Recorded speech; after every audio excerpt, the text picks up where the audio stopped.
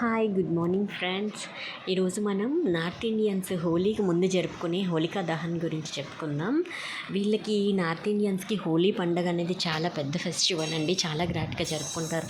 పెద్దవాళ్ళు, చిన్నవాళ్ళు, అందరూ ఆడవాళ్ళు, మగవాళ్ళు అందరూ కలిసి చాలా గ్రాండ్గా అందరూ హోలీలో పార్టిసిపేట్ చేస్తారు ఫ్రెండ్స్.